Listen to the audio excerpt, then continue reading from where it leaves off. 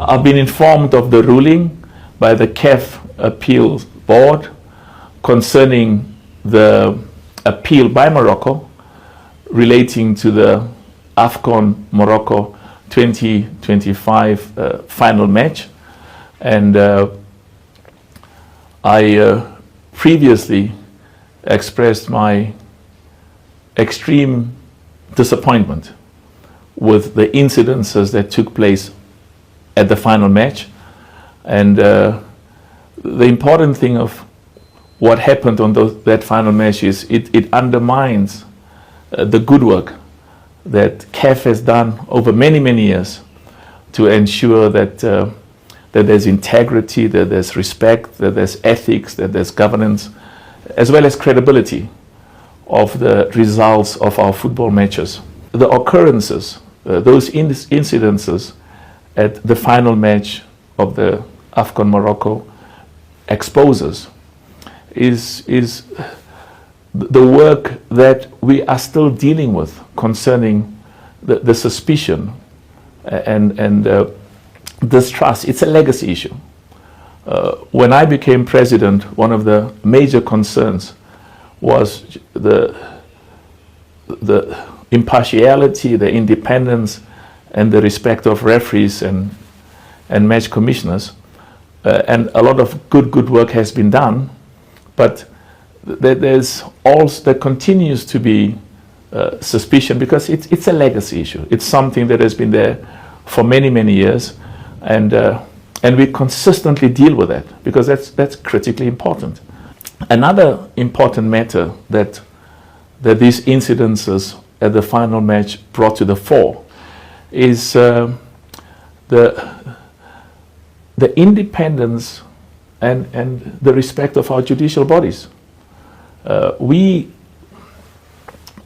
In choosing the members of our judicial bodies, we followed a different path, different from what had been the case before. We invited each member association and we invited every zone, the 6 regional areas or the 6 zones in CAF, to give us names of respected judges and respected lawyers, because it is important that the decisions of our disciplinary board, the CAF disciplinary board, and the decisions of the CAF appeals board is viewed with the respect and integrity that's very important to us. So if you look at the composition of those bodies, they reflect some of the most respected lawyers and judges on the continent.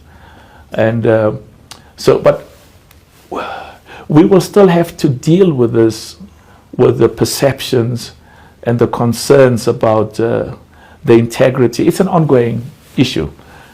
We are very clear at CAF that we are enormously committed to ensure that not only in terms of what we do, because we've implemented best practices. We've identified judges and lawyers from every region, from every zone from the 54 countries in Africa, to make sure that these are people who have integrity and have a track record.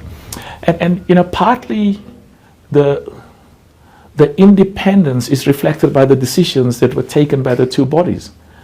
The CAF disciplinary board took one decision. The CAF appeals board took a totally different position.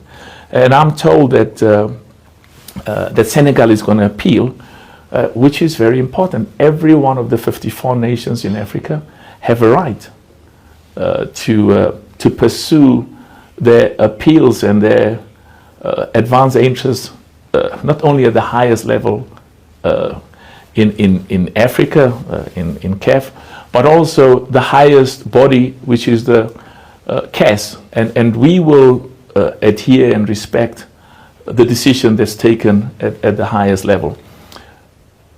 A critical factor is that not a single country in Africa will be treated in a manner that is more preferential or more advantageous or more favorable than any other country on the African continent.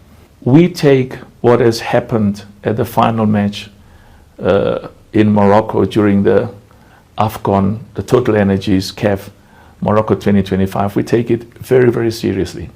And we have already started with very important steps to make sure that those areas which have been identified as deficiencies and where there's need for improvement, that the necessary resolutions are passed.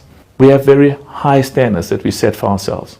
It is important for us that ordinary football supporters and spectators in every one of the 54 countries in Africa, in their judgment, not in CAF's judgment, not in my judgment, regard the decisions of our judicial bodies as fair, with integrity and impartiality, and what is equally important, that they regard our referees, our VAR operators, and our match commissioners as people who are fair and just, and those decisions that are taken reflects the impartiality and independence that's critically important.